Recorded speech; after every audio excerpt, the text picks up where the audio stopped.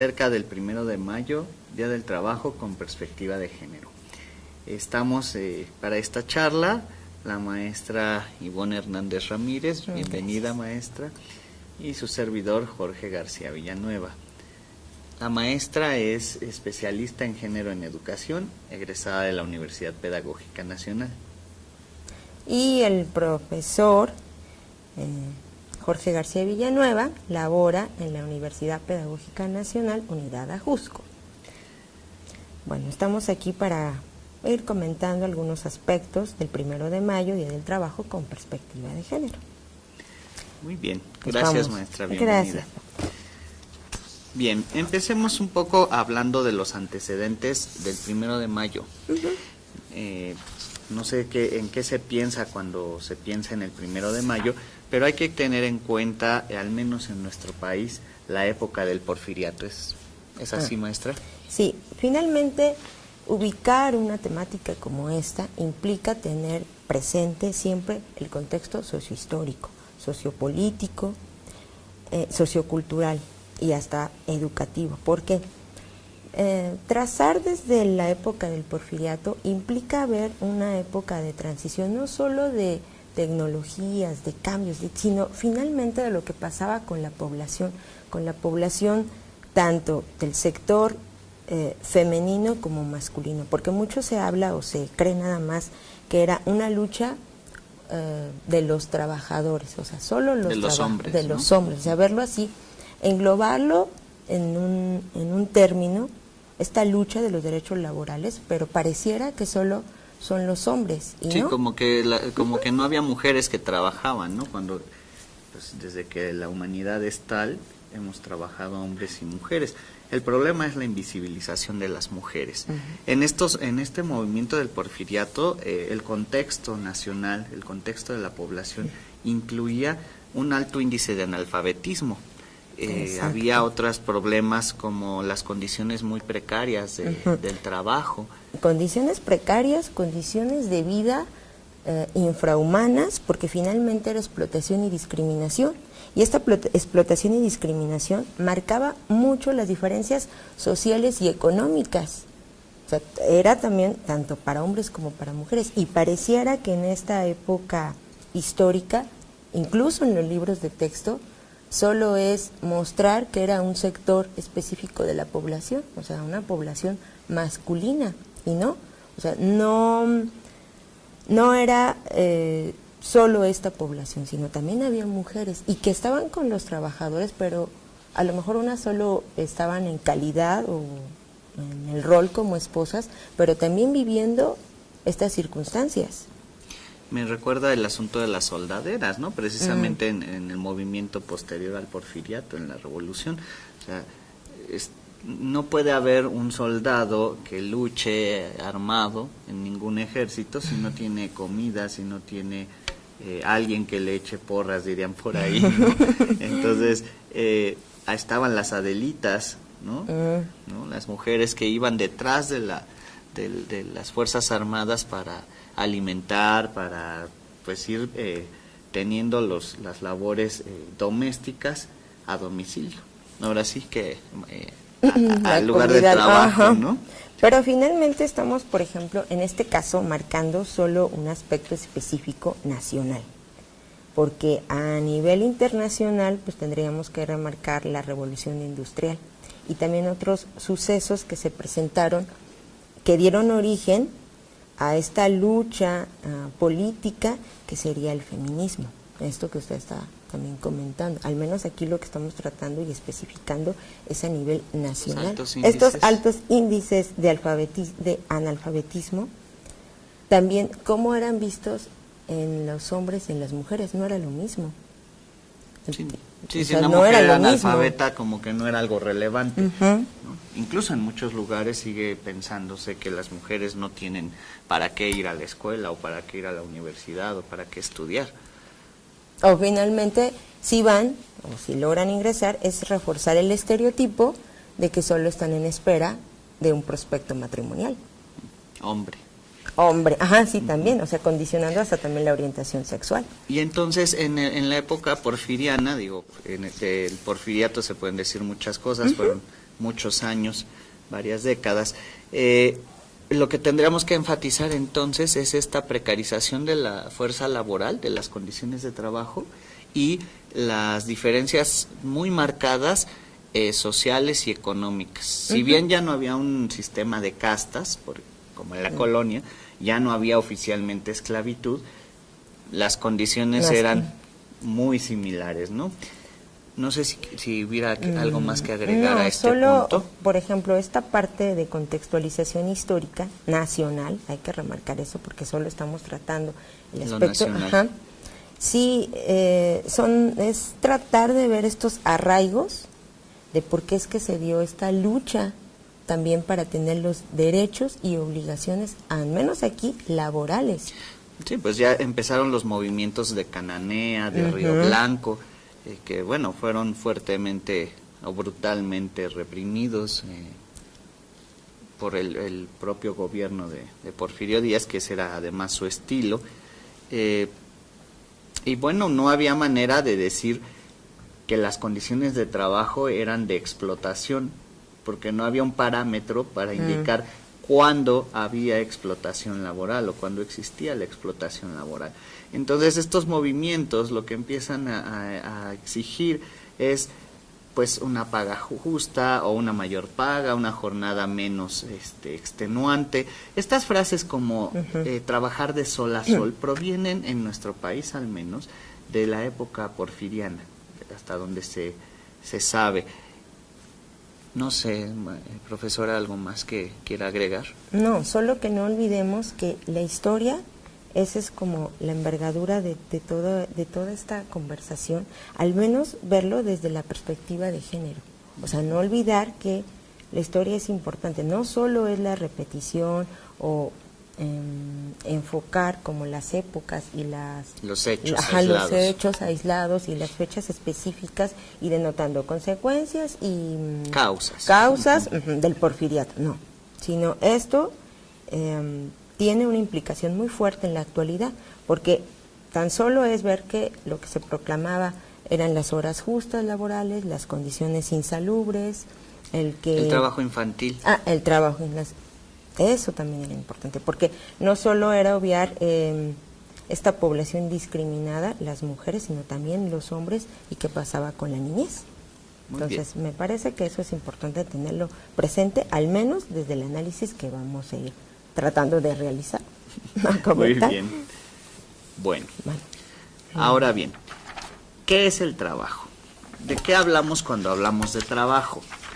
Seguramente todos en nuestras clases, como docentes, en la vida diaria hemos hablado acerca de la importancia del trabajo. Hay por ahí una frase, ¿no?, que dice, el trabajo dignifica. Por eso nos importa tanto que alguien no haga nada, ¿no? Es decir, que no trabaje o no estudie. Tenemos que estar ocupados en algo, desde que somos una sociedad moderna, como lo es el mundo tras la Segunda Guerra Mundial, pero finalmente la definición del trabajo y la legislación en torno al trabajo ha permitido que nos organicemos mejor como sociedad en torno precisamente al trabajo. Pareciera una cosa un poco obvia, pero no siempre ha estado definido ni qué es el trabajo ni bajo qué reglas está regido. Profesora, si gusta ilustrarnos, por favor. Muy amable. Bueno, pues es principalmente ubicar esta parte o conceptualizar qué entendemos por trabajo. Por trabajo puede entenderse muchas actividades, muchas situaciones. Yo a veces pensaba, sí realizamos mucho trabajo, pero entonces ¿cómo tendría que ser entendido para ser puesto como trabajo? Pues que exista una remuneración.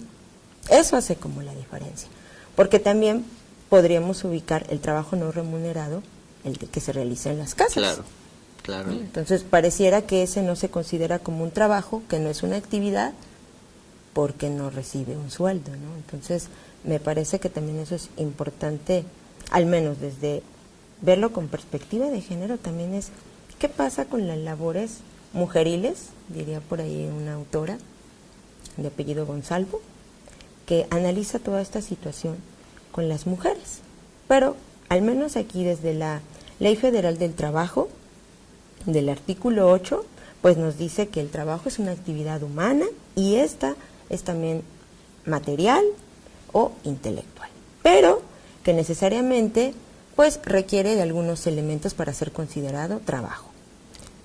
¿Cómo cuáles, profesor? Bueno, estos elementos tienen que ver con la misma prestación del servicio, una subordinación y la remuneración económica.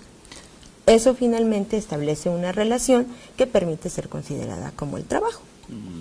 Ahora me viene a la mente un poco la diferencia entre los diferentes tipos de contratos, ¿no? O sea, cuando hay subordinación, entonces ya hay una relación laboral. Cuando no hay subordinación, son asesorías o prestación de servicios profesionales. Pero regresando a lo que es el trabajo, imaginemos cuán importante ha sido el trabajo, profesora, colegas, que la Organización de las Naciones Unidas decidió tener un organismo internacional para, no solo para legislar o promover legislaciones más bien en torno a lo laboral y cabildear con los países para que mejoren sus condiciones laborales, no, sino también para investigar científicamente cómo se dan los trabajos, cómo pueden desarrollarse mejores métodos y técnicas laborales, cómo generar teorías en torno al fenómeno, científicamente hablando, del trabajo. Esto lo hace la Oficina Internacional del Trabajo, que está, si no mal recuerdo, en Ginebra, la OIT. Entonces, bueno, a quien le interese, en México tenemos una traducción al español muy buena de su libro Introducción al Estudio del Trabajo. Entonces, por ahí, para que tengamos más elementos. Pero entonces, recapitulando, profesora, debe haber, para que algo sea considerado trabajo, al menos desde la legislación mexicana, sí, que recordemos que es el artículo 8, párrafo 2. Esto establece que deben existir 3 elementos para ser considerado trabajo, y estos son la prestación del servicio, la subordinación y la remuneración económica. Perfecto. Entonces nosotros como docentes pues hacemos un trabajo, ejercemos la labor docente y nos desempeñamos, bueno, más que la labor docente, hacemos muchísimas cosas. Yo creo que también el papel del docente, del profesorado, de no solo el maestro, la maestra, me parece que lleva una carga ideológica fuerte. Es importante también reconocer que no solo es las labores que realiza dentro de un aula, sino hace mucho más que eso. Sí, claro. Recuerde planeaciones, bien lo saben ustedes, maestros, con tantas evaluaciones, las planeaciones argumentadas, calificaciones, ir verificando el avance de cada uno de los niños, porque finalmente sí entendemos esto que nos establece la legislación, pero el trabajo docente rebasa mucho más allá de lo que dice también la ley. Entonces hacemos muchas cosas. Sí, tiene su parte invisibilizada. Igual que, bueno, no igual, pero tiene una parte visible y reconocida y una parte invisibilizada, que es lo que hacemos más allá de la obligación como docentes. En cambio, el trabajo doméstico, el trabajo que se hace en casa por parte de las personas que se dedican a cuidar su hogar, está invisibilizado porque además no está reconocido formalmente como un trabajo remunerado. Si bien es cierto que ahora pues se reconoce como un trabajo, pero un trabajo que no está remunerado. Entonces, bueno, ese es todo otro tema para venir a platicar con ustedes en otro momento. Pero sigamos, profesora. Muy bien. Bueno, entiendo que el porfiriato viene, ahí empiezan los movimientos, son brutalmente reprimidos. Surge nuestra Ley Federal del Trabajo hasta 1927, si no mal recuerdo, pero en ese tiempo, si ya hablamos de un México con una legislación en torno al trabajo, ¿qué pasó antes? Porque la legislación no se dio de manera gratuita, ¿no? ¿Qué tiene que ver los sindicatos en todo esto? ¿Cómo se pueden como correlacionar con todo esto? Sí. Y que también recuperando que el 1 de Mayo, es 1 de Mayo, Día del Trabajo, y pareciera que es el día festivo para el descanso. No, a mí me parece que es un espacio muy específico, como lo que comenta, de reflexión y de conmemoración, de una lucha interminable, por así llamarla, porque habría que ver también las condiciones laborales y cómo se está entendiendo ahora estas condiciones en el trabajo que ejercemos, al menos ahorita especificando la labor docente. Todo esto se condensa ya en el movimiento de la Revolución Mexicana. ¿Y dónde se condensa? Bueno, en nuestra Carta Magna de 1917, ahorita que ha tenido diferentes modificaciones, bueno, ahí que se concentra toda esta lucha armada, toda esta lucha por las condiciones mejores, al menos ahorita que estamos especificando laborales, tiene otras consideraciones la Constitución, pero ¿por qué el surgimiento de los sindicatos? Bueno, ya habiendo todas estas vejaciones hacia la población, tanto para los hombres como para las mujeres, bueno, el sindicato surge como esta asociación que finalmente va a mejorar la defensa y salvaguarda de los intereses de sus agremiados. Entonces, creo que eso es lo más importante a rescatar de la institución. La institución representa, lo voy a poner así como una analogía, como el escudo defensor de los derechos laborales de toda la gente que lo constituye. Y que es importante no perder el filo crítico de esta organización. Ajá, sí. O sea, finalmente los sindicatos, digo, no solo en México, en todo el mundo hubo movimientos sindicales y otros previos a la existencia de los sindicatos. Lo que buscan es, por un lado, obtener mejores condiciones laborales, prestaciones según el giro del patrón o de la empresa, pero mantenerlas también. O sea, no ceder a una vuelta atrás, a un momento en el que no había estas condiciones que en muchos casos costaron vidas, costaron sangre, obtenerlas. Estoy pensando, por ejemplo, en la jornada laboral. O sea, la jornada laboral es de 8 horas, con 1 hora de comida, que esa interpretación no deja de ser un poco extraña, pero bueno, pero bueno, al menos ya está escrito que son 8 horas, bueno, 9 dirían algunos, por la famosa hora de comida. Por eso es importante reconocer qué legislación rige lo que yo estoy haciendo, ¿no? O sea, ya tenemos la Constitución, y que ésta ha tenido diferentes transformaciones, pero que recupera las condiciones de vida de ese sector en esa época, como distintos contextos, como distintas esferas, ¿no? Yo eso al menos lo vería en clase, que siempre tenemos un tema y es contextualizarlo, bien los profesores sabemos que tenemos que hacer ese tipo de cuestiones, y que finalmente me permite a mí visibilizar estas cuestiones, al menos con el enfoque que tratamos de ponerle, que es la perspectiva de género, es estas luchas, lo que trataron de conseguir es que se estableciera una legislación que permitiera decirnos, la jornada laboral contempla 8 horas de trabajo en un horario establecido que contempla de aquí a aquí, por ejemplo, que no deben de ser condiciones insalubres, que no deben de ser condiciones precarias, que se debe procurar a la gente que está laborando. Eso es importante recuperar.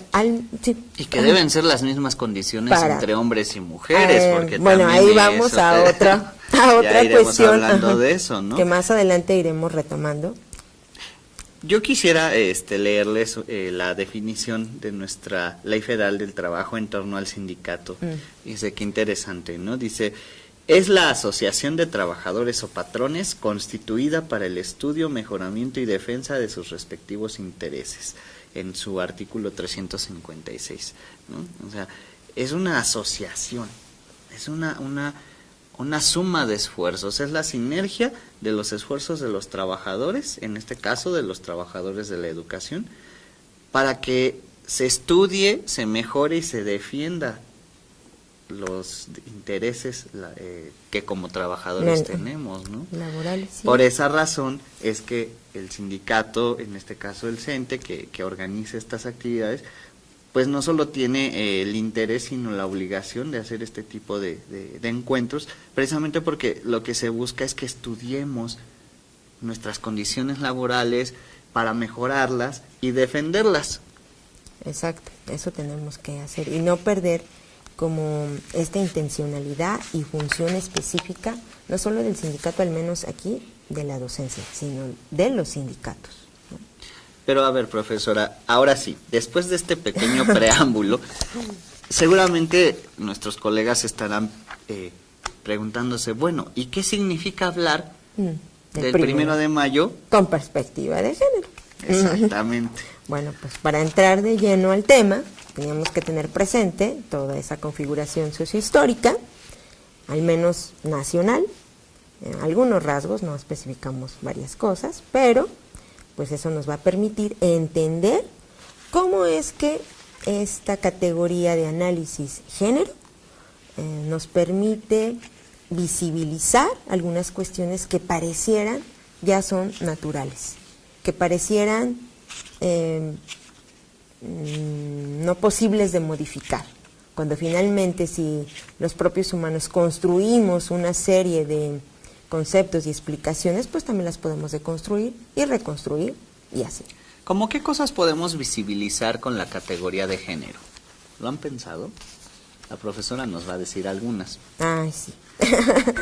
Bueno, a mí me gustaría iniciar con que nosotros vamos a retomar el concepto de género. Género, bueno, no vamos a detallar como este discurso academicista para... No. Lo que vamos a retomar es una categoría como un instrumento de análisis que nos va a permitir explicar y describir algunas relaciones de poder que se han dado entre hombres y mujeres, al menos de lo que hemos comentado, de las condiciones de vida laborales que se dieron, por ejemplo, en el Porfiriato. Para eso detallamos de manera somera cuestiones históricas, ¿no? Entonces, el género va a ubicar al menos ese primer inicio de análisis o como un primer aspecto y bueno, el elemento del poder en Exacto. las relaciones humanas con pretexto de la diferencia sexual.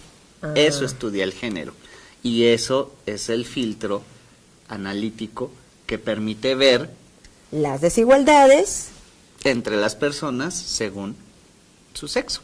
Bueno, con ese pretexto. Con ese pretexto. Y que finalmente lo que se hace es, a partir de estas diferenciaciones sexuales, bueno, tener en cuenta que hay una explicación histórica que hemos olvidado a partir de este pretexto de que el demarcador genital permite decir que así son las mujeres y así son los hombres. No hay otro camino. O sea, esta visión binaria permite decir, las mujeres nacieron para el hogar, para tener hijos, para solo tener este puesto de trabajo. Bueno, no es que esté mal, también hay matices en ese tipo de explicaciones, que más adelante las vamos a ir comentando. Muy bien. ¿Cuál es entonces nuestra situación actual en torno al género? ¿Cómo lo podemos ir mirando el asunto del género en las relaciones laborales? ¿Qué problemas puede usted ilustrarnos antes de continuar con esta parte? Que se visibilizan, estos problemas que se visibilizan con la categoría de género. Yo estoy pensando en algo muy, muy actual, muy reciente, pero seguramente usted tiene otros ejemplos, por ejemplo, la inserción laboral de las personas trans, de las mujeres transgénero, es decir, que ahora son mujeres, pero biológicamente, o más bien al momento del nacer, eran reconocidas como hombres, o al revés, ¿no? Imagínense que una persona en el contexto laboral hace esta transición de género, que además en nuestro país es legal. ¿Qué pasa con su inserción laboral? ¿Cómo lo tomarían, por ejemplo, si fuera un colega docente o si fuera una autoridad de la escuela, qué sé yo. Esos problemas los podemos analizar hoy a la luz de la perspectiva de género. Por ejemplo, ¿usted en qué otros ejemplos piensa, profesora? Eso es interesante, pero eso es como todavía más complejo, Sí. todavía, mucho más complejo. Bueno, yo aterrizaría como ejemplos más específicos, o sea, como más, bueno, yo en este análisis como más visibles e invisibles, ¿no? Porque no, a la luz cotidiana no es tan fácil visibilizar cuestiones que parecieran naturales. Bueno, una sería, por ejemplo, en el salón de clases, el tipo de lenguaje que yo empleé para dirigirme tanto a las niñas como a los niños, o a la población que yo atiendo. Por ejemplo, pareciera que al decir, a ver niños, vamos a trabajar este tema, en niños, bueno, ahora con la perspectiva de género, pareciera que solo estoy aludiendo a un sector de la población específico, y no. O formarlos siempre en filas de niños y filas de niñas. ¿Cuál es la razón para hacer eso? O sea, ¿cuál es mi criterio para poder decir, así es como los voy a formar? O decir, a ver, quiero a los niños más fuertes que me ayuden con los materiales y vamos a repartir para trabajar, ¿no? Las niñas no. Por ejemplo, en la clase de educación física, que ahí, bueno, en mi caso, hay algunas cuestiones que se han llegado a tratar en ese sentido, a sensibilizar al profesorado para que intente transformar como su práctica. ¿En qué sentido? En algunas prácticas deportivas, por ejemplo, ponemos a niños a jugar con el balón y las niñas las segregamos en el patio. Eso hacía algún colega que se le invitó a tratar de ver que pues podría establecer otro tipo de juegos para que pues tanto niñas como niños armaran grupos mixtos y se diera cuenta que tienen la capacidad y las habilidades para poder trabajarlo de esa manera, ¿no? Entonces, hay otros ejemplos más fuera del magisterio que se han visibilizado a la luz de la teoría de género y de la perspectiva de género, ¿no? Por ejemplo, la diferencia salarial entre hombres y mujeres, aunque hagan los mismos trabajos, suele ser mayor el sueldo que perciben los hombres que el que perciben las mujeres. En muchos casos se llega a justificar bajo la idea de que los hombres son, ¿cómo es la expresión? Cabeza de familia, una cosa así, como si las mujeres no tuvieran cabeza, ¿no? Otros problemas más generales, más de comunes a cualquier contexto laboral, sería, por ejemplo, el poco acceso que tienen las mujeres a ocupar puestos directivos, lo que se denomina techo de cristal, y ese piso pegajoso, es decir, esas costumbres que en lo social hacen que las mujeres no puedan crecer porque están ancladas a su rol de cuidadoras y de madresposas, ¿no? Entonces, bueno, eso es otra cuestión más de contexto, más genérica, que común a todos los trabajos. Pero bueno, sigamos. Bien, a mí me gustaría resaltar algo ahí de lo que estaba comentando. Si bien ya la participación de mujeres y la inserción de estas a niveles universitarios y a puestos de trabajo que implican dirección, pues es mayor, no quiere decir que estas sean tratadas de igual forma como las que están en esos puestos, en esos cargos. O sea, los hombres siguen manteniendo esos cargos, pero pareciera que la misma sociedad le reclama a las mujeres que desean aspirar a puestos de dirección lo que mencionaba, ¿no? Tu rol materno. No quiere decir que esté mal, sino finalmente es a lo que usted se refiere con techos de cristal, es esta barrera que a mí no me permite trascender, no me permite pasar a ejercer puestos de mando y de dirección. Y también porque no se les otorga la misma confianza que se les otorgaría a los hombres. Claro. Fíjese qué interesante este estudio que complementa lo que acaba usted de decir del CONAPRED y la CEPAL, ¿no? Que dice, básicamente 34% es la diferencia salarial entre hombres y mujeres en puestos similares. O sea, los hombres ganan 34% más que las mujeres. Ahí no hay a trabajo igual, salario igual, ¿no? Esta regla de permanecer esta parte de la igualdad, pero no se maneja de la misma manera. Hay un ejercicio muy interesante en un libro que sacó la CONAPO, y finalmente ahí se establece una serie de ejercicios para tratar de sensibilizar a poblaciones de cierto tipo de organizaciones, tanto públicas como privadas. Y en un ejercicio de esto se menciona que en una zapatería hay un hombre y una mujer que ganan diametralmente diferente, pero no explican la razón por la cual gana más el hombre que la mujer. Y nuevamente remitirse a esta diferenciación sexual, ¿no? Entonces pareciera que sigue siendo aún un demarcador fuerte e importante para muchas personas, que establece, y no se va a la ley federal de trabajo que no dice eso, que bueno, tú por ser mujer vas a ganar menos, ¿no? Y que tienes también en esta lógica estereotipada atributos y roles diferenciados a los hombres, o sea que es una inteligencia menor y tus capacidades y habilidades son menores, y el hombre sí pareciera que es como el punto mayor o grande del raciocinio, ¿no? Entonces, bueno, también eso es importante tenerlo presente. Fíjese, hablando del techo de cristal, ¿no? En nuestra administración pública federal hay 51% de mujeres y 49% de hombres, pero los puestos directivos en un 72%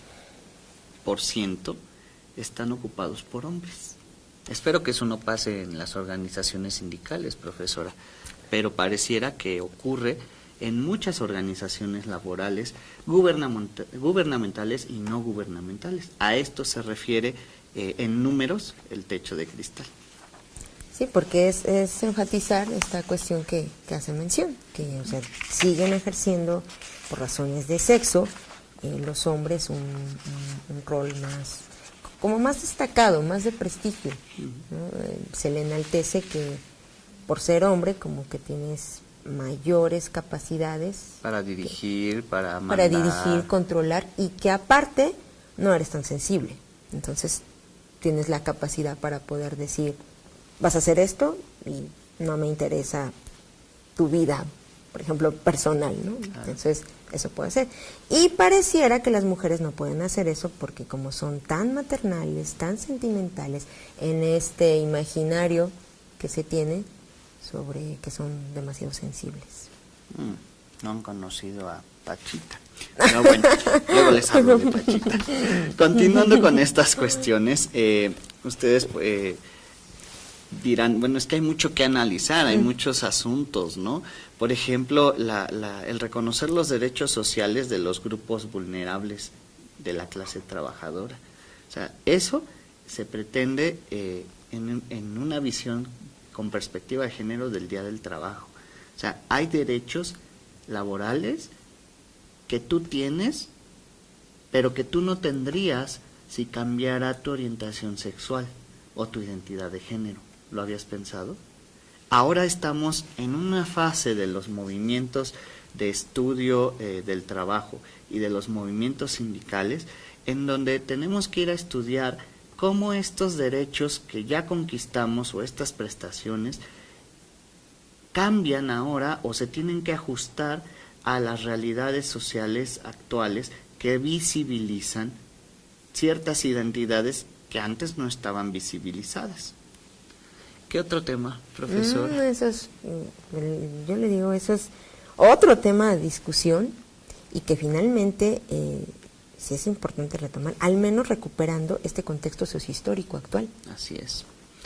Porque igual y en la época porfiriana se presentaba esto, pero como no estaba visibilizado, No existía. no existía, ¿no? Al menos ahorita lo que estamos denotando es esta diferenciación entre los hombres y las mujeres. No Así estamos retomando lo que usted bien comenta, ¿no? Que es otro tema que también se trabaja en la academia, pero que finalmente es una cuestión real, ¿no? Que también pasa, ¿no? Pero aquí es muy chistoso. Menciona usted grupos vulnerables. No te reconozco tus derechos, pero sí tus obligaciones. Sí, tus obligaciones. Sí. Y aparte tus impuestos, ¿no? Que finalmente ahí te doy en los impuestos. Lo demás no me interesa, pero los impuestos. Y por eso son grupos vulnerables, porque en ese momento yo tengo una especie de pérdida frente al Estado y frente al patrón, cuando pues las obligaciones sí se cumplen, pero los derechos no, por ejemplo, ¿no? Y bueno, ahí nada más estamos, o está mencionando la orientación y la identidad. ¿Qué pasa, por ejemplo, cuando una persona se presenta con VIH? También, ¿no? Es verdad. También, o sea, eso también no lo estamos considerando. O con otras enfermedades. O no enferma, sino en situación de embarazo, por ejemplo, ¿no? O qué pasa con papás que se encargan de su crianza, que no hay mamá, ¿no? Que tienen que ejercer el rol, no sé si llamarlo materno, paterno, no, sino que tienen que ejercer un rol multifuncional de cuidados, de crianzas, o sea, también es complejo, también. Pero como este rol solo se ha asignado históricamente a las mujeres, pues no reconocemos ese a es la otro paternidad, problema de lo ¿no? que nos falta. Creo ¿no? que me parece también eso importante retomarlo. Hay muchas vejaciones que han sido afortunadamente subsanadas, algunas corregidas en torno a los sectores más desprotegidos de la población en términos laborales, pero no solamente ahí se ha logrado avances. Por ejemplo, reitero lo que ya está en la ley, lo de la jornada laboral, las horas que dura, las vacaciones pagadas, etcétera, ciertas prestaciones que están contempladas en la ley. Hay muchas vejaciones que se siguen dando hoy por hoy a las personas según su género. Pero fíjese qué grave es entonces el problema, porque ahorita nada más estamos denotando cuestiones muy precisas, muy puntuales, sí, muy ¿no? precisas. Del trabajo, ¿no? O sea, toda esta conmemoración del 1 de mayo a todo lo que nos lleva. Y esta categoría de análisis también lo que nos permite ir visibilizando para su análisis. Estoy pensando, profesora, el permiso, la licencia de paternidad, ¿no? Digo, no son 40 días, porque no hubo un embarazo, pero bueno, 5 o 10 días que en algunos lados tienen, pues son muy buenos, ¿no? Para convivir con el recién nacido o con el recién llegado a la familia, porque también aplica para personas que adoptan a sus hijos, ¿no? Sí. Qué bueno que eso ya existe, hay que celebrarlo. ¿Y por qué existe? Pues porque también los papás tienen que estar con sus hijos, los papás varones. Exacto. Y desarrollar otro tipo también de habilidades y de acercamientos con hijos e hijas, ¿no? Porque también eso en la familia es otra cuestión también que por parte de la categoría de género nos permite adentrarnos al análisis y que pareciera que los papás existe como una barrera con los hijos emocional que no permite este acercamiento. Y que se ve como algo natural, ¿no? Como si los hombres no, lo normal, lo natural de los hombres fuera estar distanciados emocionalmente de los hijos o expresar todo a través del enojo y de la ira y del golpe y porrazo. Cuando no, también lloran hasta por sus adelantos de sus hijos o sus premios. Eso es importante también tenerlo, claro que sí. Pero hemos logrado avances a nivel gubernamental, ciertos avances muy criticables, pero también creo que hay que reconocerlos porque no es solamente la decisión de quien esté en el gobierno, hay detrás el trabajo de muchos expertos, de muchos profesionales. En nuestro país ya tenemos actualmente, desde el 2015, una norma mexicana. Profesora, usted la conoce, ¿no? La norma mexicana para la igualdad laboral y no discriminación. Sí, es interesante lo que se ha logrado avanzar con todo eso. Bueno, finalmente lo pueden consultar con colegas docentes, es un documento público, se encuentra en la página de MinMujeres. Bueno, ahí me gusta a mí porque hay mucho material. Finalmente, en materia de perspectiva de género o educación con género, o en esta construyendo la igualdad, hay varios nombres que se le asigna a este tipo de análisis. Finalmente, lo que se intenta hacer con todo esto es recuperar nuevamente todas las luchas y consagrarlas en ciertos documentos y legislaciones que permitan decir, a ver, sí se hizo esto, aquí está consagrado, pero ahora ¿cómo lo llevamos a la práctica? No solo es llevarlo a la práctica, sino también que me parece que eso es algo que se requiere para todo instrumento, la evaluación y el seguimiento. Claro.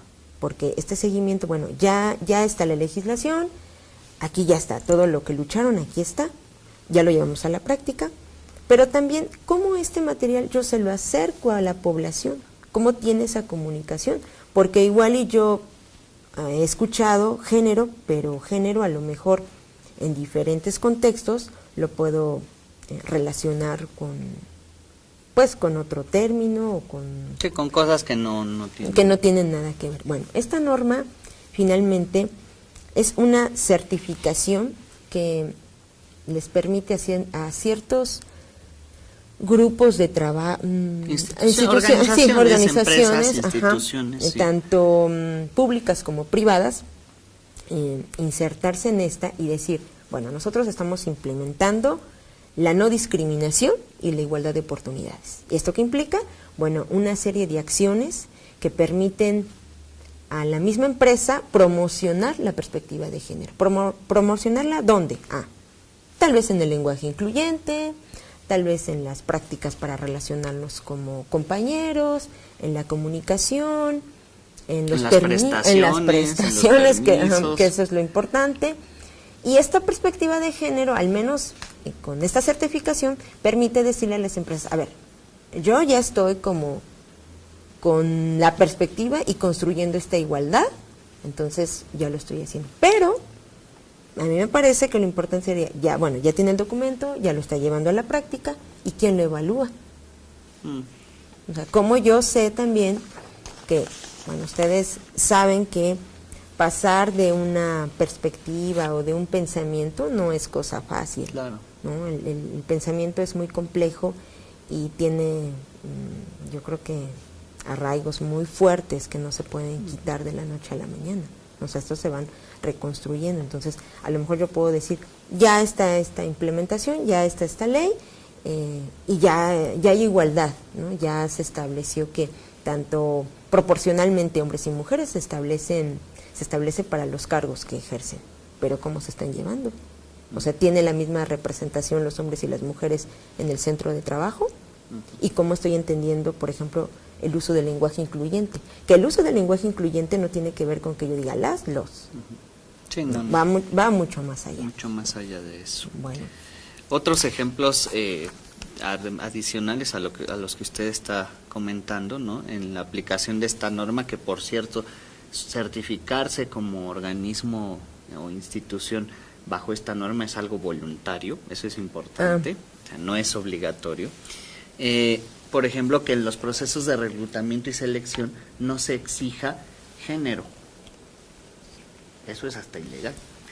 Pero bueno, pero que como práctica institucional se incorpore la no exigibilidad del género en las vacantes, en los anuncios de las vacantes.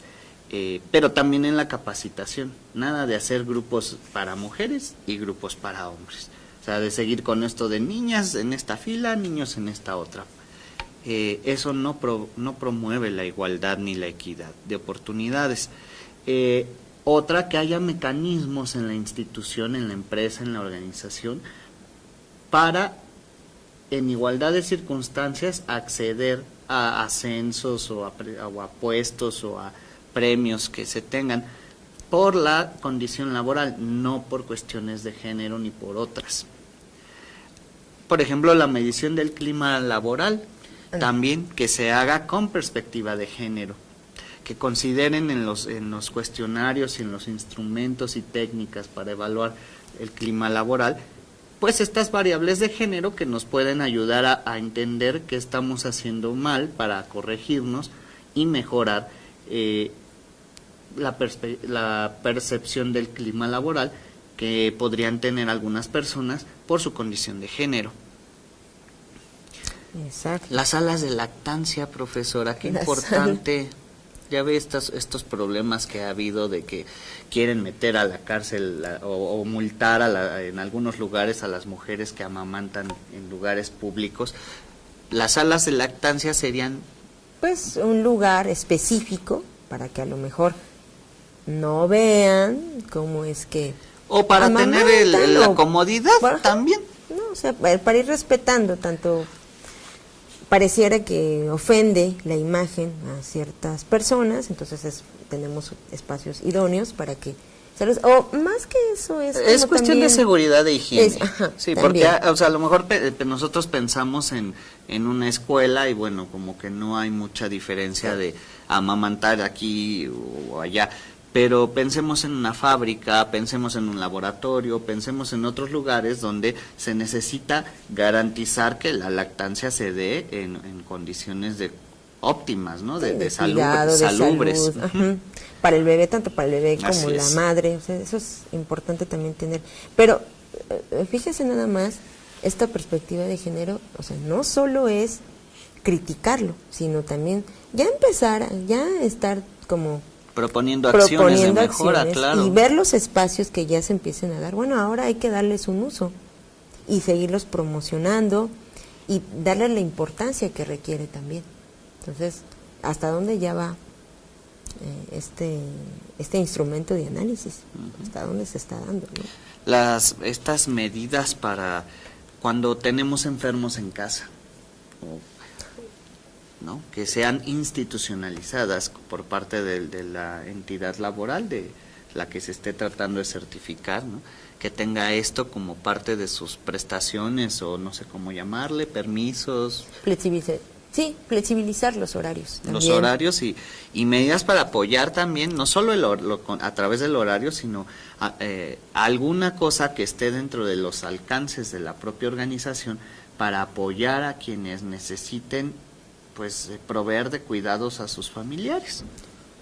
Y que no tenga que ser nuevamente por razones de género, o sea, sino que tenga que ser de igualdad. De igualdad, ¿no? De las mismas oportunidades, tanto un hombre como una mujer puede tener a un familiar enfermo y puede ejercer ese rol, ¿no? Algo muy importante que también se ha dado gracias a la perspectiva de género son dos protocolos. El protocolo que es federal, de atención al hostigamiento y acoso sexual, que ustedes lo pueden consultar en la página del Diario Oficial, ¿no?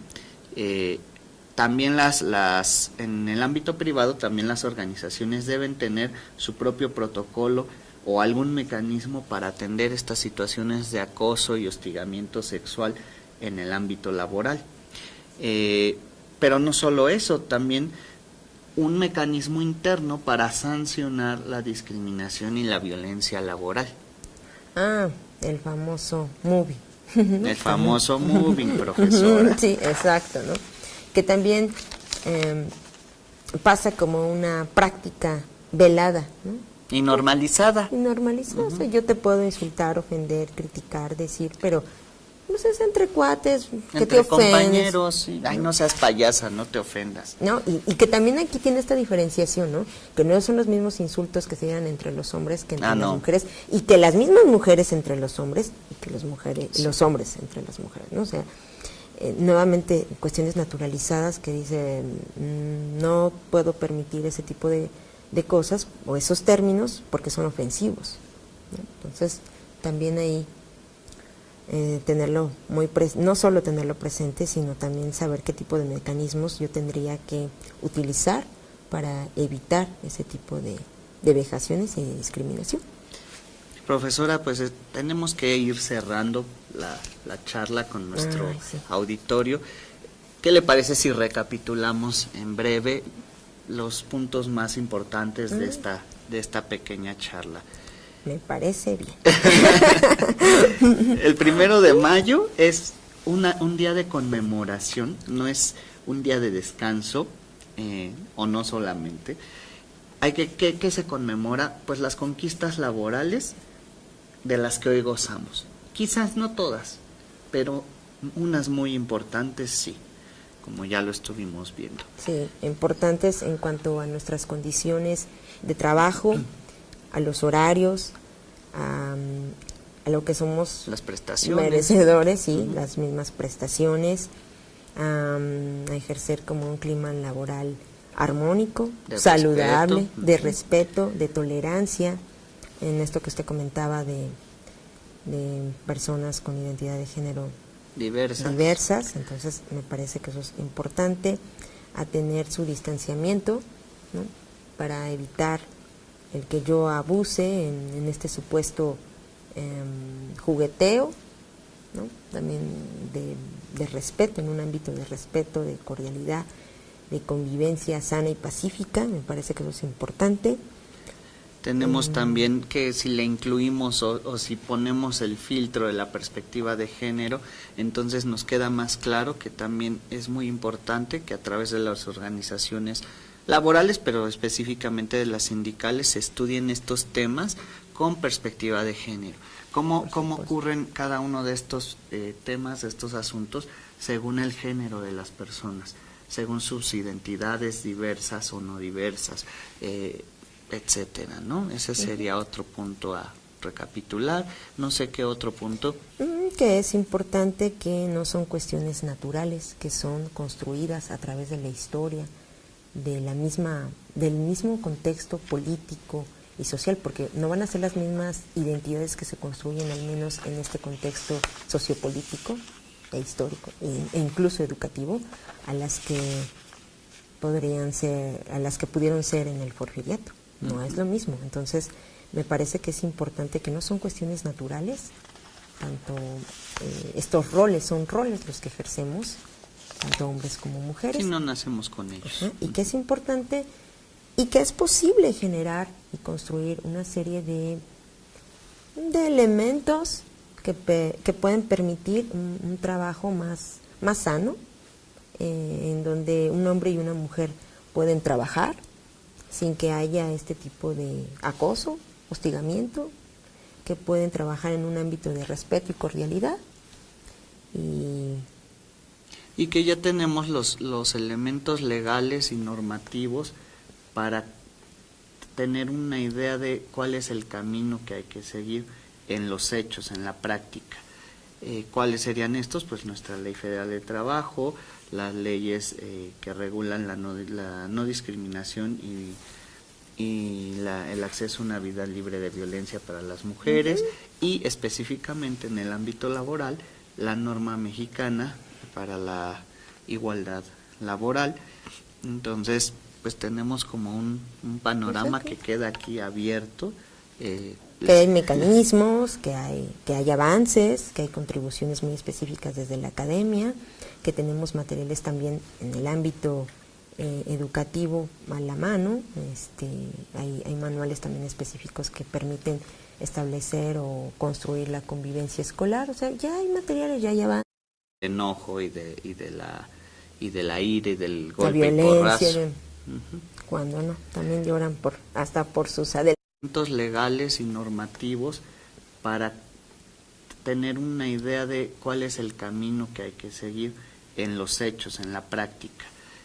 ¿Cuáles serían estos? Pues nuestra Ley Federal de Trabajo, las leyes que regulan la no discriminación y el acceso a una vida libre de violencia para las mujeres, y específicamente en el ámbito laboral, la norma mexicana para la igualdad laboral.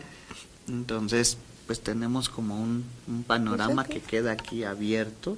que hay mecanismos, que hay avances, que hay contribuciones muy específicas desde la academia, que tenemos materiales también en el ámbito educativo a la mano. Hay manuales también específicos que permiten establecer o construir la convivencia escolar. O sea, ya hay materiales, ya hay avances que se acerquen a ellos, que son amigables, que finalmente es posible construir otras realidades, es posible construir otro tipo de sujetos, de personas, y que es posible caminar juntos sin tener que marcarnos el que tú eres hombre o yo soy mujer. Entonces, a quien le interese profundizar en estos temas, además de las recomendaciones que ya hemos hecho, también acérquense a los posgrados. La Universidad Pedagógica tiene, por ejemplo, la especialización de género en educación, pero hay otros espacios donde seguramente ustedes podrán acercarse en un ámbito formal a estos temas con toda la seriedad que eso implica, y ya particularmente aplicarlos en su quehacer día a día. Yo agradezco su atención, profesora, le agradezco. Pues muchas gracias por la charla. Espero que haya sido amena y que hayamos logrado analizar este 1 de mayo, Día del Trabajo, con perspectiva de género, de una manera más reflexiva, ¿no? Y bueno, pues agradezco también la invitación, que nos hayan acompañado. Y bueno, por mi parte eso sería todo. Pues muchas gracias. Muchas gracias al CENTE. Hasta la próxima. Gracias.